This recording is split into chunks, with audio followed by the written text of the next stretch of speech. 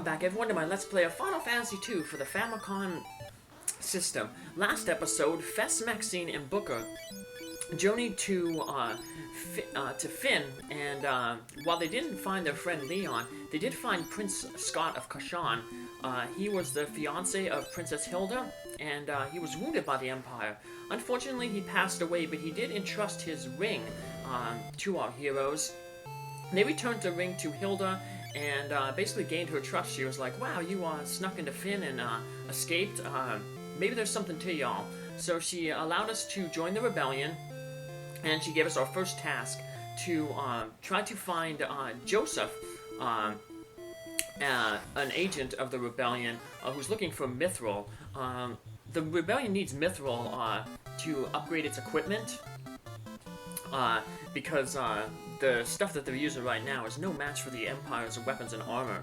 So, we've been accompanied by our first rotating cast member, Min Wu, the White Wizard.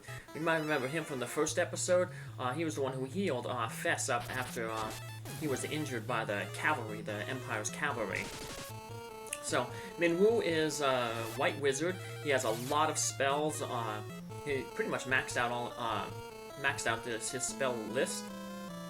A lot of them are very high levels, and he has pretty good magic points and hit points. So we're throwing him in the back row, though. We'll eventually give him a bow to use. We put him in the back row so that he doesn't take any attacks in the front row, because we want to build up our agility and evasion for our characters in the front and their hit points. So we have a little village here.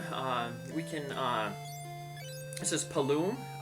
It's a sister city to Poft, and we can take that boat there to Poft. But we're just gonna walk. So we can pay gold, but gold's pretty tight right now. And we need the experience or like our skills. So we're not gonna bother. We're just gonna walk. So yep, port town of Paloom. The cities past Poft are occupied by the Empire. Yeah, Poft's a little up to the northeast. We'll be walking there. We've got a pirate lass here. Plume's a town of freedom. Want to settle down here, me cutie? So I don't know who she's talking to. Maybe she's talking to either Fess or Booker. But apparently there's somebody who likes Maxine as well. So we can get an upgraded shield here, bronze shield. We'll get one of those for Booker and Fess. So it just gives a little bit more evasion to them, so help raise their agility. So we're going to take off that bronze armor too. Mainly you want to use like plate armor. That looks pretty full there. The character, that means it's a male. Male is heavy, and because heavy stuff weighs you down, it's harder to dodge. So the plate looks more like kind of like a little bit of a ribbon. So we'll equip that armor because it's light and gives some defense, but mainly the point is we don't want to have heavy armor. So got some spells here. We're probably going to want to get that shell spell. Shell raises the magical evasion. That'll be really good. We don't really have to worry about Protect. Protect raises your physical defense, because we're mainly going to be worried about evading attacks. So eventually we'll get that the shell spell for Fess, but we have other things we need to buy first. So now, see, sometimes our characters get poison there. That in Venom, there's actually two different types. There's Venom, and then there's Poison. Poison lasts with you after the battle, where Venom is removed after the Venom is removed after the battle. So there's two spells. There's Basuna, and that removes status effects that get removed at the end of battle. So that's kind of a pointless spell. Insuna is the one that you'd want. That would remove negative effects that continue after battle. So that's another white magic spell we'll eventually get for Fess, but once again, we're really short on money here, which is another reason why we don't want to, take the ship. So we're looking at some stamina and some hit points. And we got some agility. You'd rather get that agility on Fess, Maxine, or Booker, but well, we'll deal with what we can. So, all right. So we don't have too much to talk about while we're trying to get to Poft. So I said I was going to talk more about like raising your ranks and stuff. So the way weapons and shield ranks work is you take the rank of the enemy, the amount of attacks you do during the battle, minus your level of proficiency, and then you add 1. So for instance, our characters have rank, they're fighting a rank 1 monster. They'll attack once, that's 2. They'll minus 1, because that's their current level of skill, and then plus 1. So they'll gain 3 points every time they swing a sword at a level 1 monster. So with a level 2 monster, you're getting plus 4, because the rank is higher. So you can see that the stronger their monsters, the quicker you'll gain experience. Of course, it's negated by the higher your level in a weapon is, you're gonna have to start fighting tougher monsters. Because say if our level was 3, and we fought a level 1 monster, you'd attack once. So you attack it once, 1 rank of the monster plus 1 attack, minus 3, which is your current rank in the weapon, plus 1. You'd be gaining no points for attacking a weaker monster like that. So you'd have to do at least 2 attacks per fight to gain 1 point of proficiency.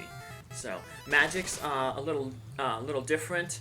It's the rank of the monster plus the amount of times that you cast the spell minus the level of your spell plus 3. So Maxine, see, she just got Blizzard level 2. So rank 1 monster, 1, cast it once, that's 2, minus 2 of her level, 0, and then plus 3, so she'll get 3 points to her Blizzard. And of course, every time you get to 100, you you gain another level in that spell, and it goes up 1 more magic point to cast. So some spells, like white magic mainly, if you cast outside of battle, you automatically gain 2 points. That's why Fess is gaining some skill in his cure spell, even though he's not using it in battle. So white magic can be a little bit easier to level up because of that. But so, all right. So we got a few new enemies here. We had a sprinter enemy not too long ago. Now we have a queen bee back there. Try to target it with our blizzard spell.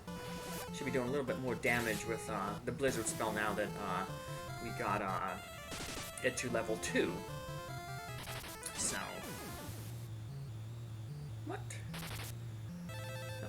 And eventually, like I said, hopefully we'll get Fess and Booker to get their sword levels up pretty soon. They will be getting a new sword at the Semite, the town, Salamand. Semite is the mine that we gotta go to. So, but this town that we're at near right now is that sister city, Poft. Remember, all the towns beyond here are controlled by the Empire. So, the Empire is over to the east. That's where their castle is. So, there's one town nearby, Basque, and that's where we were told that the people are enslaved and they're building the Dreadnought. We're not going to stop there right away. We will go there later, but we're going to try to make quick. I'm going to try to get to Salamand first. So, and there's a reason why. So, but that'll be more apparent as we go on. So, but Poft is a pretty interesting city. Oh, we've got some magic points and power. So you see up there in the top there, it looked like looks like a little club, like the from the card. Up the top is where the airship will be. So we can get a ship back, but only if the ship is here. So if we can pay that money, but it ain't gonna. There's the ship, since the ship ain't here, it's not gonna be able to take us back. But that up at the top where it's empty, that's where the airship will be. We can take a ride on the airship. Here's Sid. He's the first Sid in the series. This series also is the first one that features chocobos, which is like these big giant chickens that you ride on. So, you can talk with Sid about some stuff, but you can talk with that guy to the right of Sid there, and you pay him different money, and he will take you to different places on the world map, including the Semite Mines, which is the big dungeon we're going to have to go to get Mithril. So, Bafsk, these guys are all saying it's to the east, so we're going to go to Salaman, basically, in this episode, find out what's going on there, and then rest there, and then we'll come back to, the next episode, to Bafsk, see what's going on there, and then catch a ride here, because Poft is close to Bafsk, to get to the next dungeon, so we'll heal ourselves up here. At the inn, we can use Fess's magic there to gain a little bit of, skill with his magic there. See, every time he uses it, it's going up 2 points, not in battle, so eventually we're going to have to get him to get some magic points, but like I said, right now we're focused on him being an attacker. So, we healed up, so we're ready to go to Salaman, but let's talk with the rest of the folks here, so see what more information we can learn. So, like I said, this is a sister city of Paloom, so what we can buy in Paloom, we can also buy here. So if you didn't have enough money maybe to buy that extra shield, you can buy it here. But we already bought our 2 shields that we needed back in Paloom. So, Bast, the city to the east is occupied by the Empire, yep. Let's see, we got magic-wise. And pretty much the same thing. Like I said, we'll end up getting that shell. Blink raises your evasion. Protect raises your actual defense. So those are all like spells to heal, or basically to make you survive better in combat. We could buy a bow there, but we're gonna get a better bow in the in Salaman. So that's also gonna get a better sword for both whatchamacallit, Booker and Fess. So yeah, these people just tell us, hey, we can get a ride in the airship, or we talk with Sid. But so to the east, right over there, that is Bafsk, and to the northwest is Salamand. That's where we're supposed to go. That's where Joseph is, that agent in the rebellion. So another new enemy here, the Vampire Thorn. Just a slight upgrade to the Leg Eater, similar how the Goblin Guard is a slight upgrade to the regular Goblin. So has a little bit more hit points, can survive one hit there by our characters. Yeah, well, I was gonna get that non-effective thing from Minwu because he's attacking with fists, and fists are a melee attack, and you can't use melee attacks from the back row. So that's why it's important to get him that bow as soon as possible. Now you notice, hey, we got no gil there. That means that we're gonna get an item. So these guys, one of the things they can drop is an item. So that's pretty cool. So sometimes it's better to get items because a lot of times the items can sell more for than what the treasure is. So I said earlier, there's 8 slots. Monsters have 8 slots of treasure. The first 3 slots are 20%. The next 3 slots are 10%, and then the final 2 slots are 5%. So there's a few monsters that have really good equipment drops. And sometimes you can actually farm them. There's a boss later on, about maybe a third of the way through the game, that can drop like endgame level headgear. It's only 5% drop chance, but 1 in 20 chances ain't that bad compared to some of the other astronomical drop rates that future Final Fantasies have. So there's Salman there. We're gonna head on it, but looks like we can attack by a bunch of bees first. So I don't know why the queen bee is out. Usually the queen bee, don't they just always stay in the hive? It's always the drones that go out and collect the honey. I think drones are all female too. I'm not a beekeeper, so, but I think I've read that like all the drones are all females that go out. Could be wrong. If I'm wrong, I should probably go look that up. But or you can just put it in the comments. So always good to learn if I'm